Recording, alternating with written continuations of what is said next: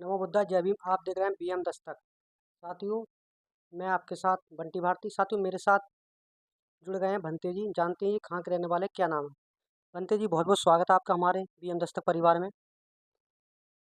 नमो बुद्धाय, जय भीम, जय जोहार। हम झारखंड से हैं और मेरा नाम भंते शीलानंद है। हम 5 बरस की उम्र से गौतम बुद्ध स्कूल से ही शिक्षा प्राप्त किए। इसके बाद में गौतम बुद्ध स्कूल से ही हमने फॉरेन कंट्री, अभी तक हमने 14 कंट्री हो आया। जब हम फॉरेन कंट्री से वापस लौटे बहुत बड़े होने के बाद में, हमने देखा कि हमारे झारखंड में गरीब लोग खाए बगैर बेरोजगार, बहुत ही गरीबी देखे। बच्चे लोग पढ़ लिख नहीं पा रहे हैं। तो हमने सोचा कि इन लोगों के लिए कुछ करना चाहिए। फिर हमने 14 देश घूम करके जो बुद्धि प्राप्त किया, ज्ञान को, बुद्ध का ज्ञान को प्राप्त किया, तो उस ज्ञान को ले करके हमने सोचा कि ना, ये ज्ञान को अभी मौका है, यही समय है इस ज्ञान को बांटने का। हमने स्कूल भी खोल दिया।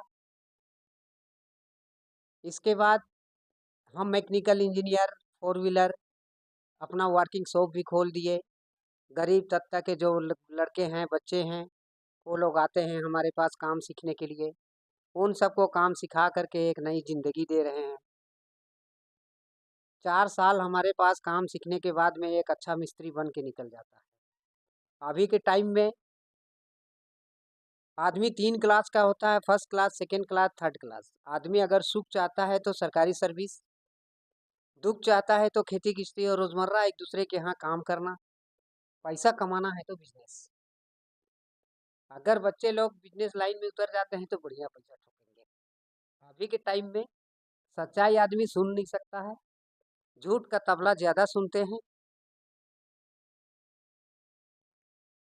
मेहनत की चाबी से किस्मत का ताला खुलता है। हम यही चाहेंगे कि आदमी मेहनत करे, पर आजकल आदमी मेहनत करना नहीं चाहता है।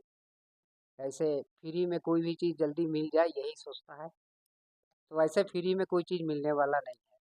जो व्यक्ति अपनी रक्षा खुद करता है वो एक दूसरे को सहारा दे सकता है, और जो व्यक्ति अपनी ही रक्षा खुद कर नहीं सकता तो दूसरों की सहायता क्या करेगा, जब हम खुद खुद अपनी रक्षा कर नहीं सकते। जैसे हम गौतम बुद्ध स्कूल से हम शाओलिन मोंक हैं, कुंफू। अगर 100 आदमी हमारे पीछे अगर पड़ जाए, जान के ऊपर हावी हो जाए, तो 100 लोगों के लिए हम अकेले भारी पड़ेंगे। जूडो, कराटे, कुंफू, ये सब शिक्षाएं, हर एक चीज हमें सिखाई गई है।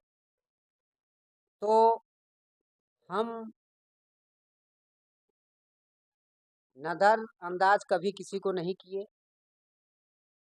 हम सब भारत के रहने वाले, हमारे भारत बहुत महान है। हमारे भारत में बड़े बड़े महापुरुष जन्म लिए, बड़े बड़े ज्ञानी जन्म लिए, बड़े बड़े फकीर जन्म लिए, बड़े बड़े महाऋषि जन्म लिए। लेकिन बस मैं इतना जानता हूँ कि ना कोई छोटा है ना कोई बड़ा है।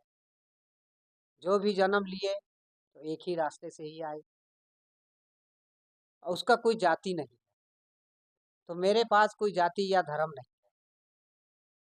हम सब हिंदू, मुस्लिम, सिख, ईसाई होने से पहले हम लोग मानव हैं, और अपने आप को नहीं जानते हैं कि हम लोग इस संसार में क्या करने आए, क्या करना चाहिए।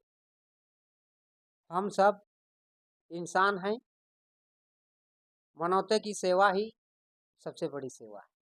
अगर एक आदमी गिरा हुआ है रास्ते में, तो हम ये नहीं देखेंगे कि वो फलना जाति का है या धर्म का है, उसको सेवा की जरूरत है। आपने बौद्ध धर्म ग्रहण क्यों किया? भंते क्यों बने? क्या जरूरत थी आपको बनने की? हम 5 बरस के उम्र से ही गौतम बुद्ध टेम्पल में, पहले पापा जाया करते थे, पहले पापा आर्मी में थे।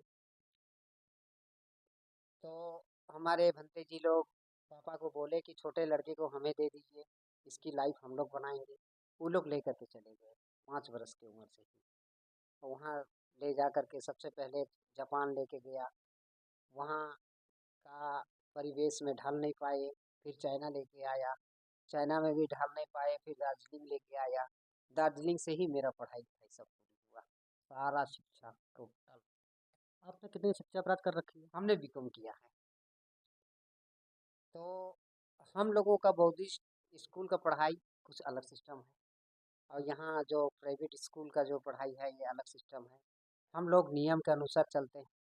ये जो हम कपड़े पहने हुए हैं, ये कोई मामूली कपड़ा नहीं, इसको चेवर कहते हैं, और नीचे जो पहनते हैं वो उसको अंतरवास कहते हैं।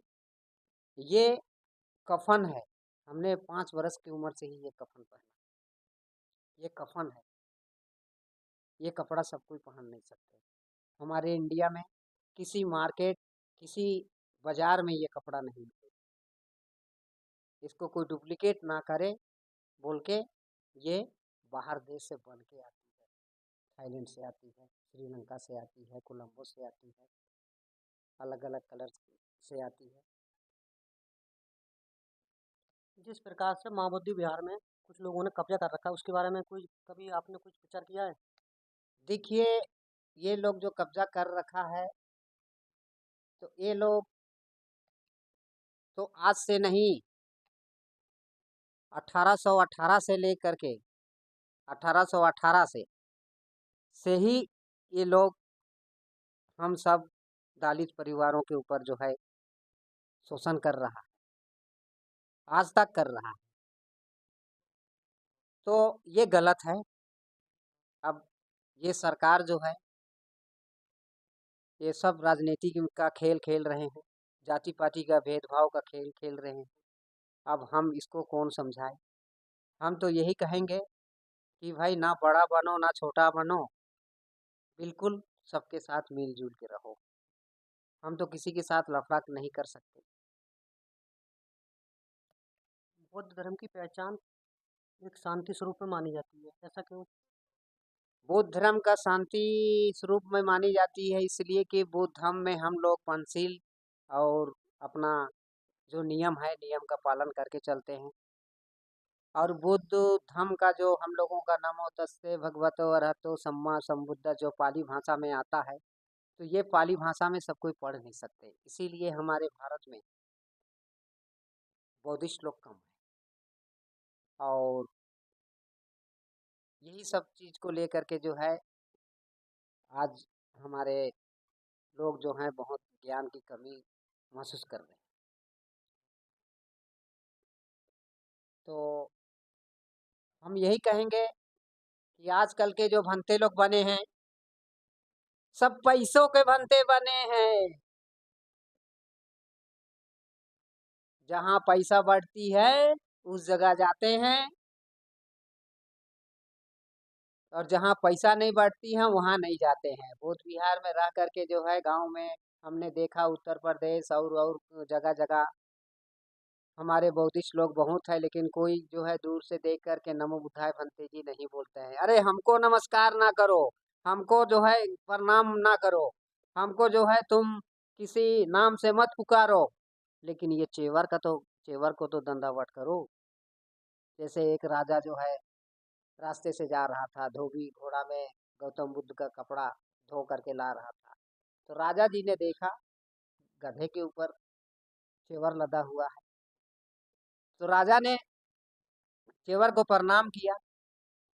तो धोबी सोचने लगा कि नहीं ये हमको प्रणाम कर रहा है, उसके दिमाग में कुछ समझ में नहीं आया। दूसरा दिन जो है गया राजा के पास, बोलता है कि राजा जी आप हमको प्रणाम क्यों किए? तो राजा जी ने कहा हम तुमको प्रणाम नहीं किए, तुमको दंडावत नहीं किए, तुम्हारे गधे में जो चेवर लदा हुआ था उसको हमने प्रणाम किया, उसको हमने दंडावत किया। तो बोल रहा है अच्छा उसमें क्या चीज है? अरे वो तो बुद्ध का है, बुद्ध राजा होकर के भी जो है लोगों का कल्याण के लिए जो है उसने घर छोड़ा। बहुत बहुत धन्यवाद।